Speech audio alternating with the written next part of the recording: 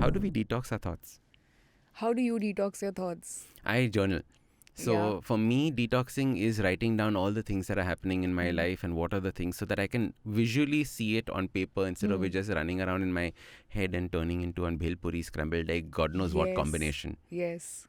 Very important. I feel incomplete when I don't journal. For me, it's become like brushing my teeth, and it works really well for me. Another way is thought process is spending time alone. When you spend time alone, you keep pressing your reset button, and that helps me segregate between what thought I have to pay attention to and what thought I should just let pass like a cloud. So spending time with myself helps me, clarify my thoughts and compartmentalize them and say what I should pay attention to and what I shouldn't. Okay. So tell me some like thoughts or mind habits that you have. Two that I can think of immediately is a lot of mind conditioning, Ashton. I don't know how it started, but I have been doing that since the time I know myself. There's just a constant mind conditioning game that I keep doing internally. Mind conditioning. Sometimes you have to power through, long working hours. Sometimes you have to have a conversation with somebody you don't really want to, but you have to because it's work. It is mind conditioning. It is sometimes you want to go for a workout when you're not in the mood, and you don't want to have that second cup of coffee. Mind conditioning. Mind conditioning all the time. Another thing that works really well for me is I'm always in my Zorba ball. What is that? It's, it's a Zorba ball, right? The white one, which is a translucent one. You get into it and it rolls over. It's there in that Lonavala place, yeah. Oh, it's like that big, Big, inflatable ball that you're yeah. in. You Okay. get into it and you roll down the hill, Right. right? In my head, I'm always in that ball. It works really well for me. So nothing touches me if I don't want it to touch me. Whether it's a thought, it's a person, it's a situation, anything. In school, we used to say, I am rubber, you are glue, it bounces off me and sticks to you. Oh, So, like, God. anytime somebody said something bad, like, I am rubber, you are glue, it bounces off me and sticks Oh, to I'm you. going to, it's such a good thing. I really like it. It's valid from 0 to like 100. Yeah, just like everything. I don't want it, bounce it back. Yeah, that's very good. I'm going to keep that in mind. So, mind conditioning that way, like, you know where your mind is and what it's thinking about. I want to know from you, how do you do it? So, I do what I call thought seeding.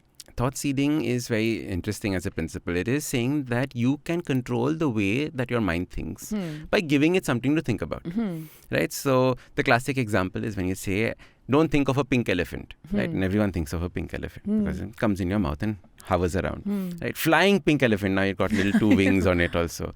So what you've done is you've given your mind something to think about. And in that same way, you can give your mind anything to think about. And the more you close your mind and you close your eyes and you visualize it, the richer and deeper it becomes. Right.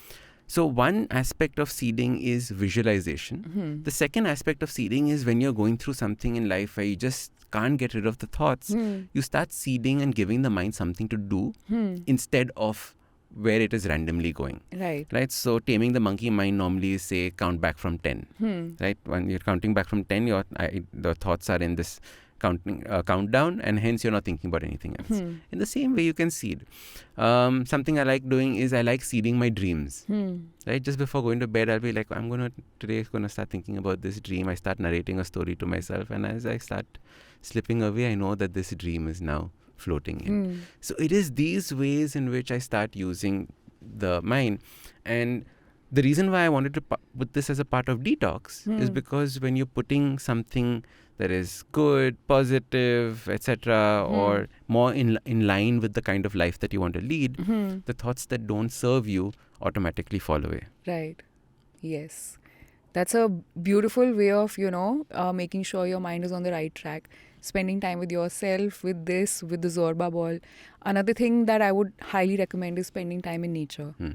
When you spend time in nature, somehow the clarity of thoughts just gets better. You get more centered, you get more aligned, you get more balanced. It's just nature can do to you so much that nothing else can. Like the two most powerful things that you can play with is your body and nature. So the minute you start the minute you start spending time in nature, a lot of clarity comes through, and your mind slowly becomes empty. Yeah. And then, of course, you can do the thought seeding, which is a great way to just make sure that the mind is occupied in the right way. If you like podcasts like this, check out other interesting podcasts on the IVM network. You can also watch all the episodes on the Habit Coach Awesome 180 YouTube channel.